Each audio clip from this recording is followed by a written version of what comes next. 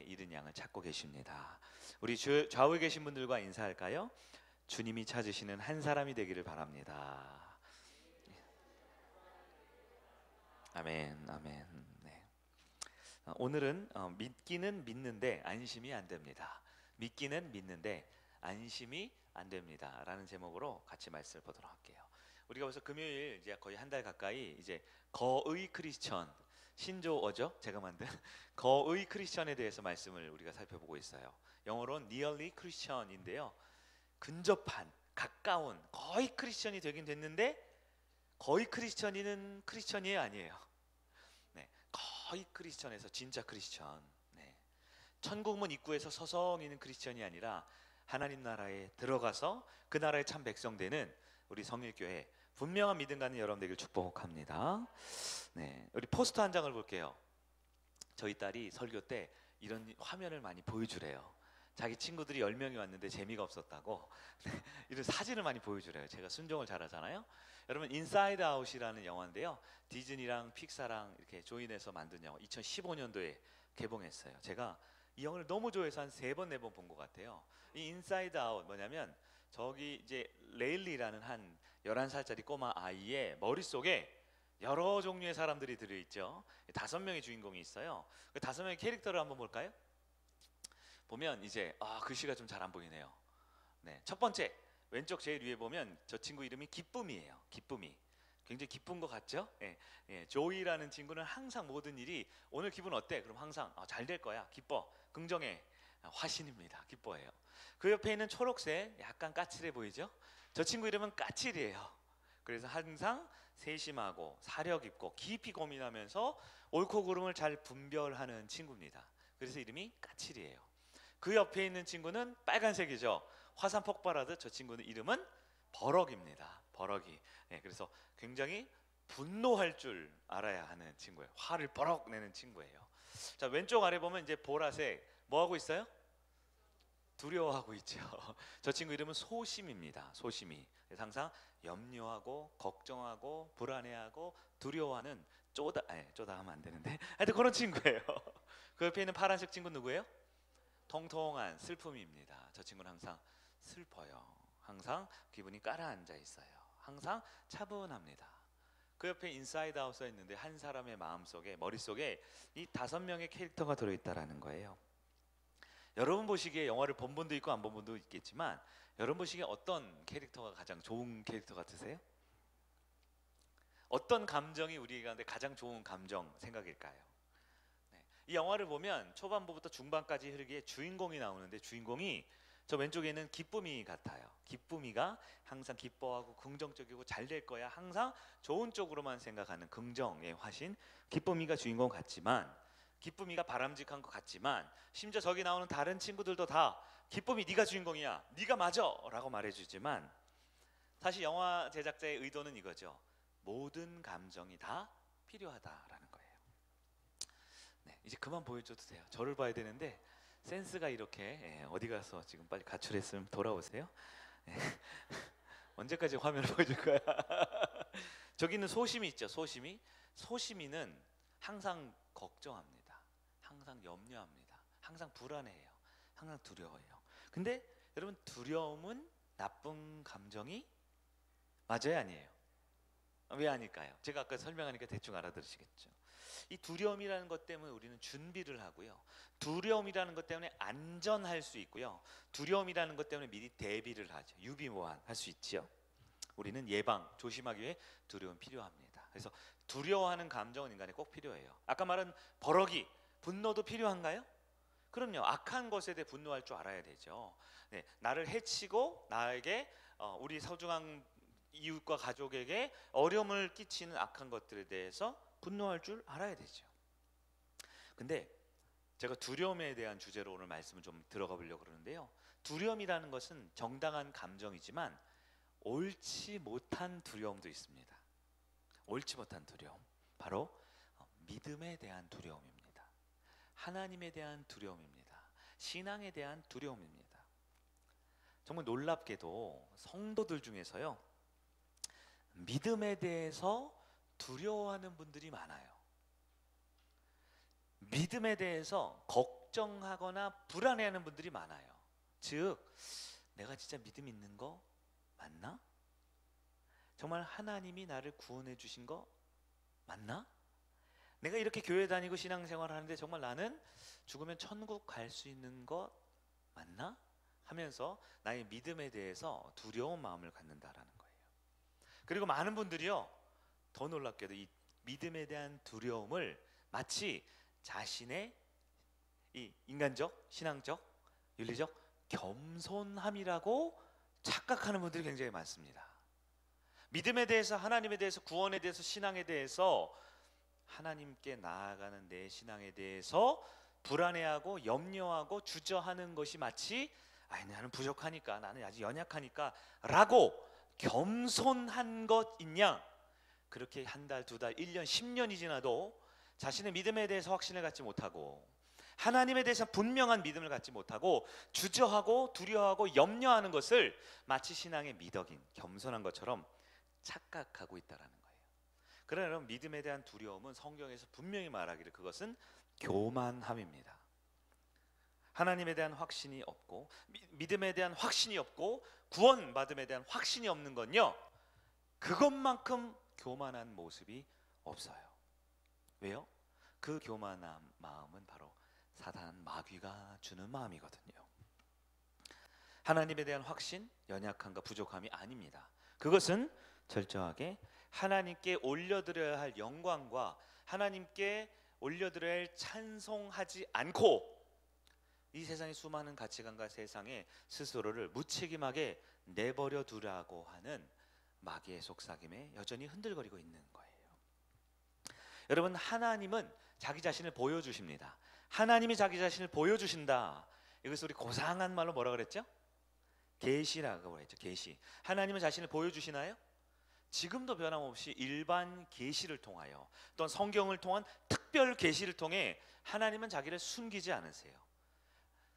하늘의 해와 달과 별과 온 우주 만물과 자연 만물을 통해 우리는 하나님에 대한 신적 존재에 대한 분명한 개념을 알 수 있습니다. 더 나아가 성경을 통해 하나님은 자신을 선명하게 계시하셨기 때문에 하나님을 모른다, 하나님을 못 만났다, 하나님을 못 믿겠다, 이것은 겸손함을 가장한 교만이라고 할 수 있는 거예요. 여러분, 믿음이 부족하여 나의 구원이 여전히 의심됩니까? 그러나 여전히 우리 마음속에 분주하게도 아주 열심히 이 세속적인 가치관의 자신을 그냥 내어 던졌기 때문에 갖는 무책임한 불신앙임을 우리는 오늘 본문을 통해 한번 알 수 있어야 돼요. 자, 한번 들어가 볼게요. 자, 왜 많은 사람들이 예수님을 믿는다고 하면서도 믿음이 흔들릴까요? 왜 예수님을 믿는다고 하는데 진짜 내가 믿는 게 맞는지 안 맞는지 자기가 잘 모르겠대요. 하나님이 살아있는지 모르겠대요. 왜 그럴까요? 왜 그럴까요? 그것은 자, 충분히 우리는 복음에 대해 설명하고 있습니다. 성경에 대해서 충분히 가르쳐주고 있어요. 교회와 말씀과 예배를 통해. 그런데 내가 받아들여야 할, 아니 받아들일 것도 없어. 이미 주어진 은혜를 펼쳐진 그 잔치상이 다 있는데도 배고파, 진짜 이거 먹어도 되는 거 맞아? 하는 것과 똑같은 거예요. 자, 예를 들어 볼게요. 우리 청년들과 젊은 분들 얘기해서 요즘에 주식 투자하는 분들이 많더라고요. 여러분도 하는 분들 있죠? 네. 주식 투자를 했어요. 내가 투자를 합니다. 근데 여러분이 가서 일을 한 건 아니죠. 주식 투자는 열심히 뭐 흙집을 지거나 뭐 벽돌을 바르거나 땅을 판 게 아니잖아요. 주식 투자를 했는데 10배 수익이 났대요. 10배 수익이 났대요. 씩 웃는 분들이 있어요. 그럼 그 주식 투자한 투자금은 누구 겁니까? 되게 어려운 질문이죠. 좋은 말 할 때 빨리 대답하세요. 내가 주식 투자를 해서 10배 수익이 났어요. 10배 수익이 났어요. 10만 원 넣었는데 10배, 100, 1000만 원 났어요. 그럼 그 1000만 원 누구 겁니까? 되게 어렵죠. 여전히 두려워하는 분들이 있어요. 자, 아파트 청약을 넣었는데 당첨이 딱 됐어요. 저 강남에 아주, 그래서 넣기만 하면 한 10배, 20배 이익이 남는데요. 아파트 청약이 딱 당첨이 됐습니다. 그래서 거기 당첨됐으니까 서류에 김아무개 꼭 딱 써놨어요. 서류 당첨돼서 이제 등기등본 떼보니까 내 아파트 명의로 됐어요. 근데 내가 아파트 벽돌을 쌓거나 내가 흙짐을 지거나 내가 땅을 판 건 아니거든요. 그 아파트에. 근데 당첨이 됐단 말이에요. 그 아파트는 누구 겁니까? 아직도 부정하는 분들이 있어요. 이번에 성탄절 우리 이웃과 가족관계 성탄 축제 하죠? 그때 우리 경품 추첨한대요. 우리 전사님 계획을 열심히 세우고 있어요. 경품 추첨을 딱 했는데 1등 10만 원 외식 상품권이 나왔어요. 누구 겁니까? 확실합니까? 기도하세요. 오늘부터. 주식 10배가 투자를 해서 얻으면 누구 거요? 아파트가 당첨이 되면 누구 거? 돈을 벌면 그 돈이 누구 거? 근데 이런 분들이 있어요. 아니 목사님, 솔직하게 얘기합시다. 제가 땅을 판 것도 아니고 흙짐을 진 것도 아니고 벽돌을 싼 것도 아니고 이게 어떻게 내 겁니까? 이거 누구 건지 모르겠어요 하는 정신 나간 사람이 있을까요? 없겠죠. 내가 주식 투자를 했으면 내 거고요. 내가 청약이 당첨되면 내 거고요. 내가 뽑기를 했든 행운권이든 경품이든 내가 뽑히면 누구 거예요? 내 거죠. 내가 노력하지 않았어요. 그러나 법적으로 이 소유가 이제 당신에게 있습니다 라고 하면 누구 거예요? 내 거라는 거예요. 제가 아주 유치한 예를 하나 든 겁니다. 기독교인이 누굽니까? 기독교인은 하나님의 구원 방식을 신뢰하고 믿는 사람들입니다. 누구의 구원 방식이요? 자꾸 이 세상에서 말하는 윤리적 도덕적 기준으로 구원받는 것, 혹은 내가 생각하기에 나는 이 정도는 돼야만 구원받을 사람이야라는 나의 기준이 아니고요, 세상의 기준이 아니고요, 누구의 기준이요? 하나님의 기준으로 우리는 구원받는다라는 거예요. 내가 노력 안 했어요. 땅 파지도 않고 흙 나르지도 않았지만 하나님이 보시기에 서류에, 하나님의 구원 서류에, 천국 등기부 등본에 내 이름 아무개를 딱 써서 나한테 줘서 내가 받으면 그 땅은 누구 거예요? 내 거라는 거죠. 근데 여전히 많은 성도들 중에 그 하나님의 구원 방식을 신뢰하지 않습니다. 하나님이 날 위해 십자가 지시고 날 구원하시고 날 사랑하신다고 말씀해 주시고 날 구원하셨다고 했는데 그걸 인정하지 않아요. 자꾸 구원받은지 모르겠대요. 자꾸 하나님 날 사랑하는지 모르겠대요. 자꾸 하나님 진짜 계신지 모르겠대요. 이런 답답한 인간들이 있나? 내가 금요일이니까 좀 세게 얘기를 합니다. 성경은 분명히 말합니다.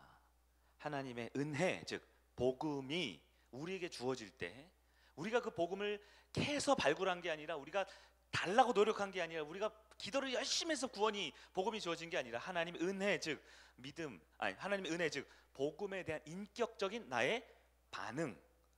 앞에 잔치상에 차려주시니까 맛있게 먹고, 청약비 당첨됐으니까 그 집에 들어가고, 주식이 10배 올랐으니까 현금을 수령하고, 내가 경품을 추첨해서 외식 상품권이 있으니까 우리 가족과 함께 아웃백 스테이크 하우스에 가고 하는 것처럼 이미 나의 소유가 됐기 때문에 내가 그것을 누리는 건 너무나 지극히 당연한 것이고, 그것은 그 선물을 계획하고 준비한 분에 대한 아주 합당한 반응이다라는 거예요. 근데 이 하나님의 구원 방식에 나의 노력은 없어요. 나의 책임은 없어요. 왜 이렇게 하나님이 구원 방식을 정해놓았는지 우리에게는 그 어떤 책임도 권한도 어떤 값으로 결정할 수 있는 아무런 근거도 없다라고 성경이 말하고 있어요. 그래서 우린 이것을 너무 오묘하고 복잡하고 힘든 이야기지만 한마디로 이것을 은혜라고 말합니다. 하나님의 구원 방식에 나의 어떠함은 들어가지 않는다라는 거예요. 근데 어떤 분들은 또 이런 걱정을 합니다.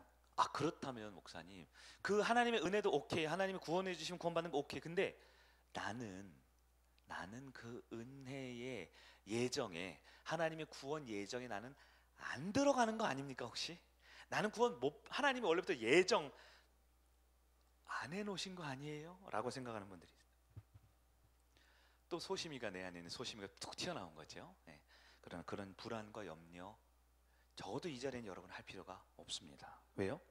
절대 성경이 이르기를 예수 앞에 잘못 온 사람은 없기 때문에 그렇습니다. 하나님이 부르시지 않는데 주님 앞에 올 수 있는 사람은 없습니다. 하나님이 예정하지 않았는데 주님 앞에 나올 수 있는 사람은 없어요. 다시 말해 구원은 하나님 몰래 도둑질할 수 있는 게 아닙니다. 예수님 앞에 사기를 쳐서 내게 허락되지 않은 구원을 내가 얻어낼 수 있다는 것은 불가능하다라는 거예요. 우리 성경을 한 구절 볼까요? 요한복음 6장 37절입니다. 우리 화면에도 있죠? 같이 시작. 아버지께서 내게 주시는 자는 다 내게로 올 것이요 내게 오는 자는 내가 결코 내쫓지 아니하리라. 아멘. 여러분 혹시 구원을 도둑질해서 하나님이 주려고 안 했는데 도둑질해서 얻을 수 있는 사람은 없다라는 거예요. 또는 하나님께서 구원을 주기로 했는데 난 아니에요, 난 아니에요 라고 아무리 부인하고 거부해봤자 하나님이 주시기로 한 자는 다 주님 앞에, 주님 예수님 구원의 통로 예수 앞에 올 것이고 예수 앞에 온 사람은 단 한 명도 놓치지 않는다라고 얘기해 주시는 거예요. 그러면요, 성경에 이런 여인 있잖아요. 예수님한테 허락 없이 몰래 가서 예수님을 탁 만진 사람 있죠. 예수님한테 미리 제가 좀 만질게요, 뒤 만질 때 걱정하지 마세요, 두려워하지 마세요 이러지 않고 갑자기 만든 여인 있죠. 어떤 여인이에요? 혈우병 걸린 여인이잖아요. 그 여인에 대해서 한번 볼까요? 마가복음 9장입니다 20절 시작. 12해 동안 혈루증으로 앓는 여자가 예수의 뒤로 와서 겉옷가를 만지니, 예수님께서 허락을 했어요, 안 했어요? 안 써 있잖아요. 근데 만졌잖아요. 그럼 이 여인은 뭡니까? 도둑질한 건가요? 예수님의 은혜를, 복음을, 능력을 훔친 건가요? 그러나 여러분, 하나님의 구원 계획 안에 있다라고 주님이 분명히 말해요. 한 절 뒤에 볼까요? 22절입니다 시작. 예수께서 돌이켜 그를 보시며 이르시되 따라 안심하라, 내 믿음이 너를 구원하였다 하시니 그 여자가 즉시 구원을 받으니라. 너희 무엇이요? 이 여인이 예수를 만질 때는 이미 무엇이 있었던 거예요? 하나님께서는 믿음을 먼저 허락하시고 그에게 믿음의 행동을 하게 하신다라는 거예요. 여러분, 이제 예수님이 주신 그 은혜의 복음을 확실히 좀 받아들이는 여러분 되길 바래요. 이거 맞아, 진짜 이거 기독교 맞아, 구원 맞아, 이거 나한테 하나님 은혜 주신 거 맞아? 네. 여러분, 예수님이 나를 구원해 주신 구원자로 영접하면 됩니다. 받아들이면 됩니다. 여러분, 예수님을 믿습니까? 예수님을 믿는 자는 바로 하나님이 선택해서 주의 앞에 부르신 자임을 기억하시기를 바랍니다. 그 누구도 자의로 허투루 주님 앞에 나올 수가 없어요. 네. 오늘도 여러분들이 오늘 예배 드리고, 오늘은 찬양팀이 좀 빠졌네요. 드럼 어디 갔어요? 일하러 갔어요? 돈 많이 벌어야겠다. 네. 모든 분들도 있겠지만 뭐 다음 주에 분명히 올 거라고 저는 믿어요. 근데 오늘 어떻게 우연찮게 어떻게 하다가 오늘 교회 온 분들이 있습니까? 목사님하고 오늘 저녁 먹자 약속해서 온 분들이 있어요? 혹은 장로님이 오늘 꼬마 김밥 준다고 맛있게 먹으려고 온 분들이 있어요? 우린 여러 의도들이 있죠. 차 타고 온 분, 택시 타고 온 분, 걸어서 온 분, 절에 가려고 왔는데 정신 차려보니까 교회인 분 있죠. 하나님의 구원 계획은 인간이 함부로 조정할 수가 없어요. 하나님이 부르시지 않는데 이 자리에 올 수 있는 사람은 아무도 없다. 성경의 말씀을 신뢰하시길 바랍니다. 자신의 힘으로 구원을 얻을 수 없다라는 것이 성경의 명백한 가르침입니다. 혹시 지금도 예배드리면서 나의 공로, 나의 노력, 나의 열심, 무언가 나의 다른 어떤 걸로 내가 구원을 완성하겠지라고 헛된 꿈이나 이상을 가지고 있다라면, 여러분, 우리 성경이 말하는 거 기억해야 돼요. 우리는 스스로 구원받을 수 있는 것에 절망적이다라고 성경은 말합니다. 그래서 하나님이 제시하신 구원 방법밖에 없어요. 하나님이 알려준 구원 방법밖에 없어요. 그게 뭐예요? 오직 예수 그리스도밖에 없습니다. 복음, 우리 귀에 바뀌도록 들었죠? 복음이 뭐예요? 복음은 내가 주님을 위해서 뭔가 하는 게 아니죠. 주님께서 아무 이유 없이, 아무 자격 없는, 아무 받을 만하지 못한 나를 위해, 주님이 나를 위해 이미 이루신 일이 복음입니다. 그렇기 때문에 주님이 나에게 주신 은혜는 내가 한 게 아니에요. 내가 노력한 게 아니에요. 내가 바라던 게 아니에요. 이미 나에게 주어졌습니다. 그럼 나는 뭘 해야 됩니까? 주님께 내 삶을 던지면 돼요. 드리면 됩니다. 주님께 내 삶을 연결하면 됩니다. 뭐 헌금을 얼마 내라고요? 전혀 그렇지 않아요. 예배를 얼만큼 많이 드리라고요? 전혀 그렇지 않아요. 내 마음의 중심에 그 자리를 하나님께 던져드리면 돼요. 어떤 사람이 한밤중에 길을 가다가 이게 낭떠러지가 있는 절벽 같은 데를 가다가 그만 조심하지 못해서 발을 헛디뎌서 산에서 추락했어요. 절벽에서 떨어졌습니다. 막 떨어진 중에 가까스로 딱 손에 붙들었는데 작은 나뭇가지 하나를 겨우 딱 잡았어요. 겨우 하나 잡았어요. 이거 이제 놓치면 죽는 거예요. 이거 놓치면 이제 땅에 떨어져 죽는 거예요. 그럴 때 평소에 기도 안 하는 사람도 이럴 때는 기도하잖아요. 문제가 생기면. 그래서 하늘을 향해 거기 누구 없어요? 거기 하나님 있으면 날 좀 살려주세요. 이제부터 하나님 잘 믿을게요. 이렇게 기도를 했습니다. 저 좀 살려주세요. 놀랍게 진짜로 저 위에서 소리가 들리는 거예요. 음성이 들리는 거예요. 뭐라고 들릴까요? 그 손을 놓아라.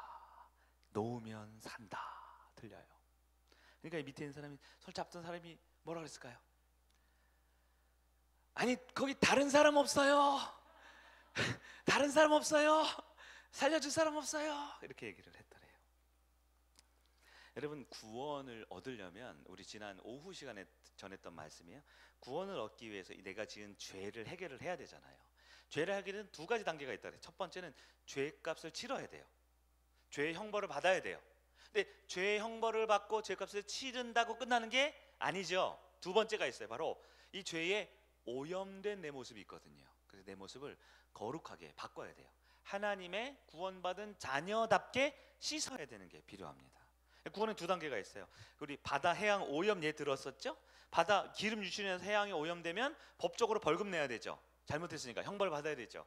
근데 벌금 내고 형벌 받는다고 끝나는 게 아니에요. 이 오염된 걸 어떻게 해야 돼요? 걷어내, 닦아내야 되죠. 그게 거룩한 삶이라고 했잖아요. 즉 우리 주님께서 주시는 건 천국 티켓만이 아니라 하나님의 자녀답게 천국의 백성으로 살게 변화시키고 거룩하게 만들어 주시는 것이 하나님의 뜻이잖아요.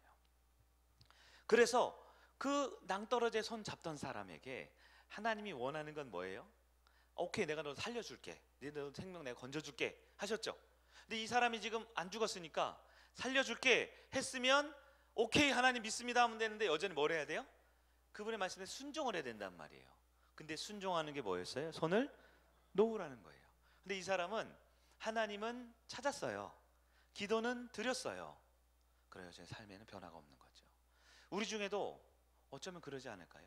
하나님께 어떻게 해요? 살려주세요 하고 기도하러 나올 수 있어요. 이 자리에 말씀 듣고 찬양하고 기도할 때 뜨겁게 간절히 마음의 소원 구할 수 있어요. 그러나 정말 주님께서 음성을 주시잖아요. 손을 놓으라고요. 그럴 때 여러분 손을 놓겠습니까? 아니면 거기 다른 사람 없어요, 다른 말씀 없어요, 내가 편안하고 내가 원하고 내가 안정할 만한 그런 좋은 말씀 없어요? 여러분 그것을 찾고 있지 않습니까? 밤새 그 붙들고 있었대요, 그 사람이. 근데 힘이 빠질 거 아니에요. 그래서 어떻게 나중엔 견디다 못해서 손을 놓은 게 아니라 손이 힘이 빠져 떠버렸대요. 그래서 어떤 일이 벌어졌을까요?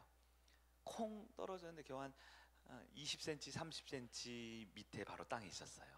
그것도 아주 부드러운 흙더미가 있었다고 합니다. 여러분, 많은 사람들이 하나님을 찾지만, 하나님께 기도도 하고 열심히 신앙생활 하려 하지만 여전히 하나님의 구원 방법을 신뢰하지 않는다면 끝끝내 자기의 생명 거의 끝날 때까지도 인간적인 방법과 자기 머릿속에 있는 생각으로 살려고 버둥치는 사람들이 있다라는 거예요. 그 사람이 살 수 있는 가장 확실하고 빠른 방법은 주님께 다 맡기고 내어놓는 거예요. 내 자아를, 내 생각을, 내 자존심을, 내 인간의 방법을, 내가 지금까지 살아온 그런 모든 과정들을 놓고 그분의 말씀대로 순종하면 되는데 못 놓는 거죠. 역시 혹시 우리 성도님 중에 이런 고민이 지금 있습니까? 지금 너무 경제적으로 힘들고 건강이 너무 약하고 관계적으로 너무 상처가 많고 사람도 못 믿겠고 삶도 못 믿겠고 너무나 두려운데 주님 앞에 혹시 하나님 어떻게 하면 좋을까요? 물어봤더니 주님이 놓으래요. 근데 못 놓겠는 거죠. 하나님 말씀에 순종을 못합니다. 신앙생활하고 예배드리고 하나님 앞에 믿음으로 나아가는 것 가장 기본적으로 못해요. 그리고 자기가 해야 되는 그 건강과 그 행복과 그 성공과 그 물질과 자기가 쥐어지는 것 끝까지 붙들고 놓지를 못하고 있지 않습니까? 자신의 공로로는 구원을 받지 못합니다. 자신의 생각으로는 하나님 나라 백성에 들어갈 수가 없습니다. 어떻게 하나님 나라에 들어갑니까? 하나님의 구원 방법을 신뢰해야 돼요. 하나님이 계획하시고 예비하신 바를 받아들여야 돼요. 너는 내 아들이라 내가 오늘날 너를 낳았도다. 그럼 우리는 아멘 감사합니다. 진짜요? 제가 당신의 아들 아닙니까? 오늘날 저 사람들만 낳은 거 아닙니까? 나는요 이래서 안 되고 저래서 안 되고 요래서 안 되고 이것도 못하고 저것도 못하고 다 안 되는데요. 우리 주님 말하죠. 처음부터 네가 그렇게 세고 계산했던 네 손에 있던 것으로 구원받는 게 아니라고요. 주신 10배 투자해서 얻었어요. 누구 거예요? 진짜예요? 하나님의 구원 방법을 신뢰하는 사람이 하나님의 구원을 이루는 사람임을 믿으시기 바랍니다. 구원 얻음에서 가장 중요한 것은 바로 명의 이전이라고 했어요. 내가 의지했고 내가 사랑했고 내가 꼭 붙들었던 것을 내려놓으라고 할 때가 있어요. 그때 내려놓을 수 있어야 합니다. 내려놓는 게 뭐예요? 내려놔도 없어지지 않아요. 손 놔도요, 푹신한 흙더미 위에 안전하게 평안하게 살 수 있게 해주세요. 근데 왜 내려놓지 못하죠? 구원을 내가 이루려고 하는 거예요. 그 나뭇가지를 끝까지 붙들고 있으면 내가 살 줄 아는 거죠. 그러나 여러분, 하나님의 구원을 받으려면 하나님의 구원을 신뢰하고 성경을 믿는 여러분 되기를 바랍니다. 여전히 내 안에 믿음이 없다고, 하나님을 모르겠다고, 하나님을 못 만난 것 같다고 교만함으로 살고 있지 않습니까? 자꾸 하나님을 못 만났다는 말은 반복해요. 그러나 여러분, 하나님이 이미 찾아오셨습니다. 하나님 여러분이 와달라고 해야 오는 분이고, 지금은 바쁘니까 나중에 오세요라고 한다고 안 오는 분이 아니에요. 하나님은 이미 은혜로 우리에게 찾아오셨습니다. 내가 구원받은지 모르겠다고 자꾸 볼멘 소리 할 겁니까? 이미 여러분은 복음을 다 들으셨어요. 복음이 뭐예요? 몰라요. 왜? 내가 한 게 아니기 때문에. 이미 주님이 하셨고 주님께 그냥 내 던지라고 하는 겁니다. 복음은 다 들으셨어요. 근데 여전히 손을 꽉 쥐고 있으면서 난 모르겠대요. 난 하나님 있는지 모르겠대요. 하나님 만나지 모르겠대요. 모르는 게 아니죠. 주님은 선택하지 않고 있어요.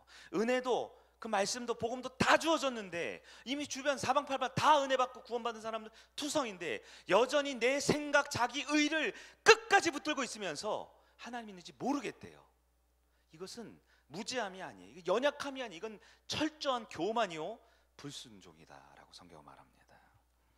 어떤 분은 또 그렇죠. 하나님 진짜 나 구원한지 모르겠어요. 나 같은 인간은 구원 못 받을 것 같은데요 라고 자꾸 자기 어떤 자격을 들이댑니다. 자기 어떠함을 들이댑니다. 여러분, 내 어떠함으로 구원받은 게 아니라고 도대체 몇 번을 말해야 합니까? 성경을 아무리 뒤져보세요. 너의 어떠함 때문에 너를 구원했다는 말이 있는지.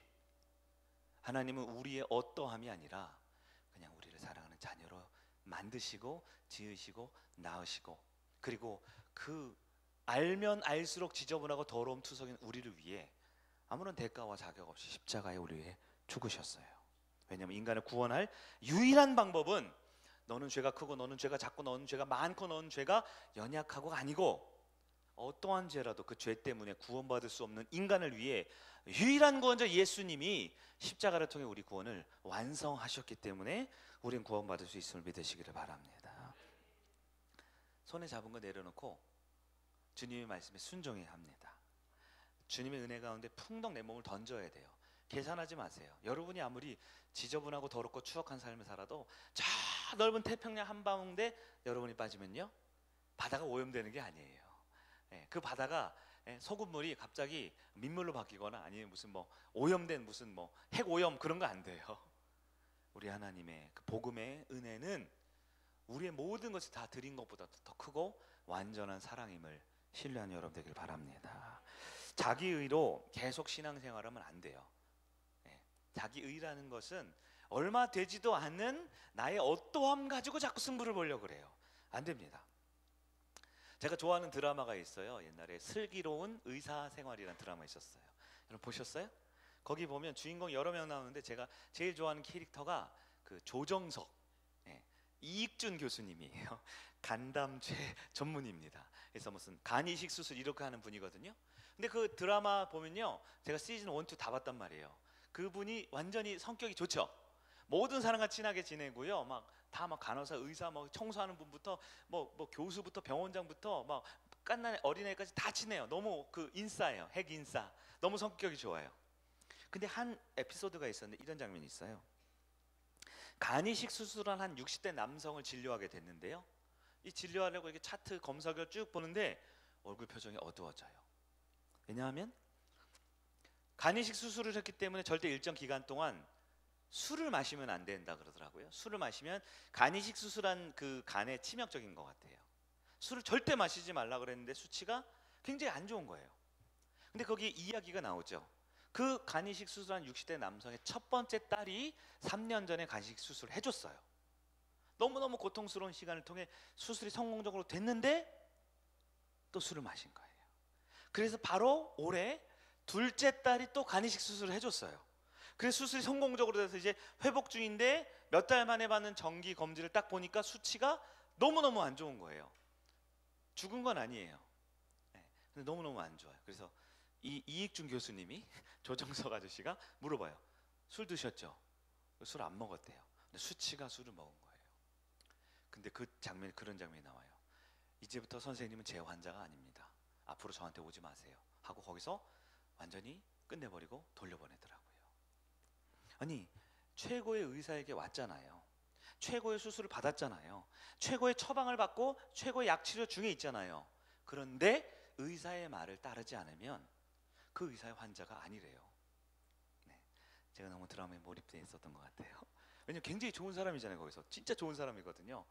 진짜 참 괜찮은 사람이다. 근데 그 사람도, 이 모든 것을 다 갖춘 그 좋은 선생님도 자기 처방대로 따르지 않으면 내 환자가 아닙니다 하고 보내더라고요. 우리도 그렇죠. 주님 앞에 나왔습니다. 최고의 의사에게. 최고의 의사를 신뢰한대요. 최고의 의사가 우리를 살려줄 거라고 믿어요. 그런데 결국 그 최고의 의사의 처방대로 살지 않습니다. 주님을 의지하지 않습니다. 주님이 구원하셨다 그러는데 받아들이질 않아요. 주님이 네가 뭘 했어 내가 널 구원한 게 아니라 내가 널 사랑해서 너를 구원했다 하는데 그걸 받아들이지 않아요. 믿지 않아요. 하나님이 살아있는지 모르겠고 구원한지 모르겠고 내가 정말 하나님 자녀인지 모르겠고, 내가 뭘 알아서 구원받은 게 아니고 내가 뭘 해서 구원받은 게 아니고 내가 앞으로 어떻게 나아질 거기 때문에 구원받은 게 아닌데 자꾸 여전히 하나님의 구원 방식과 방법과 관계없는 자기만의 생각과 자기만의 고집과 자기만의 그런 아집으로 자꾸 하나님 앞에 아닌 것 같은데요, 모르는 것 같은데, 틀린 것 같은데요 한다라는 말이에요. 그럼 최고의 의사도 넌 이제부터 내 환자가 아니다, 내 자녀가 아니다 하지 않을까요? 여러분, 믿기는 믿는데 안심이 안 됩니다. 이게 오늘 말씀의 주제였어요. 네, 믿기는 믿는데 안심이 안 된다. 아니요, 안 믿는 겁니다. 하나님의 구원 방법을 신뢰하지 않는 거예요. 성경에 분명히 너의 어떠함이 아니라 나의 가득한 하나님의 사랑의 그 은혜와 복음으로 너를 구원해냈다, 2000년 전에 너의 죄값을 치러냈다라고 말씀하셨는데 그걸 받아들이지 않고 여전히 자기 머리 굴리고 자기 생각으로 하나님이 있니 없니, 구원받은 게 맞니 안 맞니, 복음의 은혜가 있니 없니 자꾸 여전히 마귀가 말하는 그런 여러 가지 자격과 여러 가지 인간적인 방법을 내세워 최선을 다해서 안 믿기 위해 발버둥 치고 있는 거예요. 여러분, 유일한 구원자이신 예수님을 받아들인 여러분 되길 바랍니다. 그분을 받아들이면 그분 안에 거하게 돼요. 훌륭해서요? 잘생겼어요? 노래를 잘했어요? 기도를 열심히 해서요? 아니요, 그냥 그분의 가족이 되는 겁니다. 그분 안에 있는 겁니다. 마지막 한 구절만 보고 마칠게요. 요한복음 15장 4절 5절입니다 같이 있습니다. 내 안에 거하라, 나도 너희 안에 거하리라. 가지가 포도나무에 붙어있지 아니하면 스스로 열매를 맺을 수 없음 같이 너희도 내 안에 있지 아니하면 그리하리라. 나는 포도나무요 너희는 가지라. 그가 내 안에 내가 그 안에 거하면 사람이 열매를 많이 맺나니 나를 떠나서는 너희가 아무것도 할 수 없습니다. 말씀을 정리하겠습니다. 여러분, 단순하게 예수님을 믿으세요. 성경에 기록된 대로 말씀을 믿으세요. 설교 시간에 말씀을 들으셨어요? 구원의 방법에 대해, 복음에 대해, 은혜에 대해 그럼 그대로 믿는 여러분 되길 바랍니다. 왜냐하면 다른 방법으로는 천하 만민 중에 구원받은 이름을 준 적이 없으시대요. 예수를 받아들이면 됩니다. 근데 예수를 위해 내가 뭔가를 하는 게 아니라 그분이 나를 위해 하신 일을 받아들이면 그것이 바로 구원받은 하나님의 자녀인 줄 믿으시기를 바랍니다. 이미 우리는 하나님 나라에 들어왔습니다. 그 나라의 백성이 살아가야 합니다. 여전히 우리 가운데 있는 인간적인 생각과 교만을 다 내려놓고 주님 앞에 주님을 신뢰하고 믿음으로 결단의 여러분들을 축원합니다. 우리 3번 찬양할까요? 내가 주인